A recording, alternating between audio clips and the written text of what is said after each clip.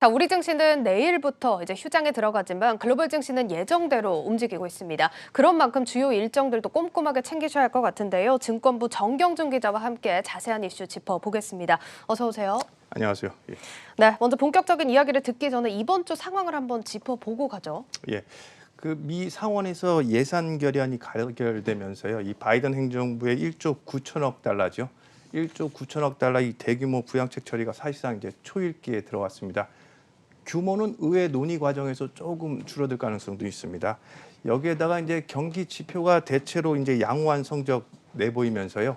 경제 정상화와 부양책에 대한 이 기대감들이 전반적으로 자산 시장의 투자 심리 개선으로 이어지고 있다. 이렇게 보시면 될 것 같고요. 네. 근데 다만 국내 증시 같은 경우는 이제 연휴를 앞두고 있는 상황인데다가 또 이 시장 금리 급등에 대한 경계감 속에서 상승 탄력은 크게 둔화된 상황이다. 이렇게 보시면 될 것 같습니다. 예. 네, 맞습니다. 또 지난주 금요일에는 경제 지표를 지켜보라 이렇게 좀 이야기를 해주셨는데 이번 주에는 또 소비자 물가 그리고 고용 지표 발표가 예정되어 있는 만큼 또 체크를 해보셔야겠습니다. 자, 그리고 또 시장에서 가장 주목하는 지표가 바로 1월 소매 판매 지표입니다. 이 부분도 자세하게 짚어보죠. 예, 이 당장의 관심은 이제 다음 주죠. 미국의 1월 소매 판매 지표가 어떻게 나오냐입니다. 네. 연말 쇼핑 시즌 대목이었는데도요. 지난달 그 미국의 소매 판매는 마이너스 0.7% 기록하면서 석 달째 감소세가 이어졌습니다. 미국 경제의 버팀목이라고 할 수 있는 게 바로 이 소비인데요. 소비가 좀처럼 개선되지 않고 있는 상황이라는 거죠. 이래서 이제 그 다음 주에 발표된 미국의 1월 소매 판매 지표 유심히 보셔야 될 것 같고요. 또 제조업과 서비스업 PMI 지표도 발표될 예정인데요.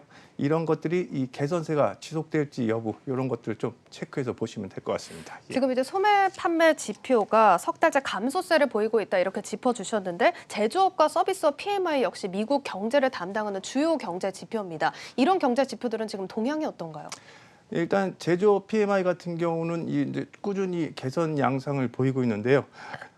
이 경기 회복에 대한 기대감이 소비 폭발로 이어질 거다 이렇게 이제 미리 예상하고 제조업체에서 지금 이제 제품을 만들어서 출하를 하는 거죠. 네. 그러니까 과연 이제 소비가 폭발했을 때 물량이 없으면 안 되니까 그거를 이제 사전에 대비해서 물량을 만들어서 출하하다 보니 제조업 지표가 경기에 선행해서 움직이는 그런 모습을 보이고 있는 거고요. 네. 이와 맞물려서 최근 해운 운임 지수라든지 이런 것도 같이 올라가고 있잖아요. 구리라든지 이런 원재료 가격도 올라가고 있는 게 이런 측면에서 보시면 될 것 같습니다. 예. 알겠습니다. 지금 이렇게 주요 지표들을 얘기를 해주셨는데 이렇게 경기 회복에 대한 기대감 또 크게 커지는 와중에서 경기 지표를 살펴야 하는 이유에 대해서 또 짚어주셨습니다. 그 어느 때보다 경제 정상화에 따른 경기 회복 기대감이 높은 상황이기 때문인데요. 그렇지만 또 주의를 해야 하는 게 지난번에도 강조를 해서 짚어주신 부분입니다. 이렇게 대규모 경기 부양책에 대한 기대가 높아지고 있는 상황임과 동시에 또 인플레이션 압력도 크게 높아지고 있는데요. 이런 흐름에서 또 같이 봐야 하는 게 국제 유가 상황입니다. 좀 빠르게 회복세를 보여주고 있죠. 예, 맞습니다. 앵커께서 질문에 모든 내용들이 다 담겨져 있는데요. 네.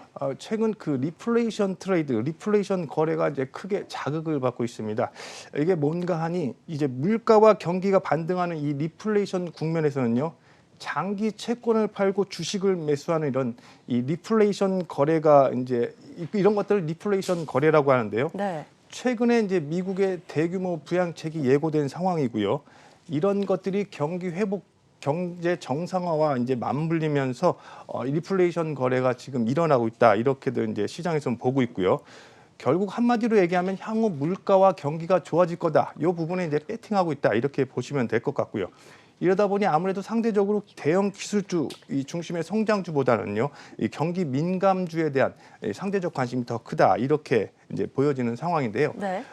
공교롭게 여기서 좀 잘 체크해 보셔야 할 대목이 있는데 이 미국이 대규모 돈을 쏟아붓는 이 확장적 재정 정책을 펼치고 있는 상황에서 이 리플레이션 거래까지 이제 겹치는 상황이 돼버리는 거예요. 그러니까 국채 이 장기물 채권을 팔다 보니까 아무래도 이 시장 금리, 미 국채가 이제 급등하는 상황이 벌어지는 게 되는 상황이 오는 거고요. 네. 여기에다가 최근에 국제 유가 저기 뭐 60달러 배럴당 60달러 선까지 지금 올라오고 있는 상황인데 네. 이런 것들이 이제 인플레이션 우려와 맞물려서 향후 더 우려감, 증시에 좀 안 좋은 영향이 일지 않을까 이렇게 지금 보고 있는 상황입니다. 제가 또 연준이 짧게 하나 질문을 드려보자면 지금 국채금리 얘기를 또 해주셨는데 지금 국제 유가를 보면 WTI, 브렌트유 모두 60달러 선에서 지금 회복세를 보여주는 모습인데 국채금리 같은 경우도 지금 급등하고 있다 이렇게 짚어주셨습니다. 이 국채금리가 지금 얼마나 빠른 속도로 회복세를 보여주고 있는 부분인가요? 예, 국채금리 같은 경우는 이 코로나19 팬데믹 이전 수준을 지금 이제 회복해서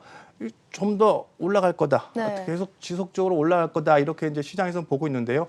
경기 회복과 물가 이런 것들이 맞물려서 서서히 단계적으로 국채금리가 올라간다라고 하면 문제될 게 없지만 이게 갑자기 급등하거나 크게 움직여서 시장에 그 시장 금리에 영향을 준다 이렇게 판단될 경우에는 우리가 우려했던 테이퍼링이라든지 이런 것들이 조금 빨라질 수 있는 상황이 오기 때문에 네. 그런 것들은 아무래도 주식시장의 리스크 요인이 되지 않을까 이렇게 이제 우려를 하는 거죠. 네. 그 물가 관련해 가지고 한 말씀 더 드린다면 네. 연준이 그 평균 물가 목표제 2%를 이제 얘기를 했는데요.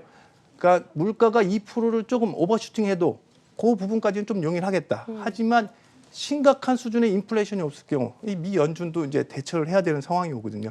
그런 부분들이 지금 국제 유가라든지 아니면 작년 코로나 팬데믹 이후 3, 4월 요 시기를 봤을 때 그때 기저효과를 감안하면 엄청 기저효과가 클 수 있거든요. YOY로 봤을 때 인플레이션 상승 우려가 더 컸기 때문에 이런 것들이 이제 시장에서 우려하는 거죠. 예.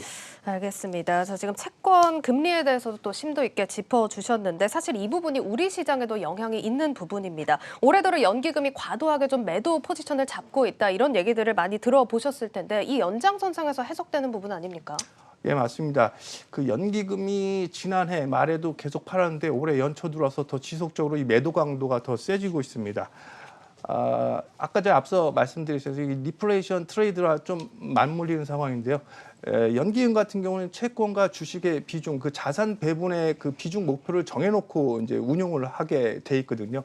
근데 아무래도 이제 채권 금리 뛰다 보니까 채권 비중에 대해서 이 가격이 떨어지는 상황이 오죠. 그리고 상대적으로 주식은 증시는 급등하다 보니까 주식 가격은 올라가 있고 이러다 보니까 이 비중을 조절해야 되지 않습니까? 그러다 보니까 이제 주식을 팔 수밖에 없는 상황이 되는 거죠. 그래서 당분간 그 시장 전문가들은 당분간 이 연기금의 주식 매도 좀 이어질 수밖에 없다 이렇게 보고 있는 상황입니다. 예. 알겠습니다. 자, 주요 이슈들 자세하게 짚어봤습니다. 증권부 정경준 기자와 함께했습니다. 고맙습니다.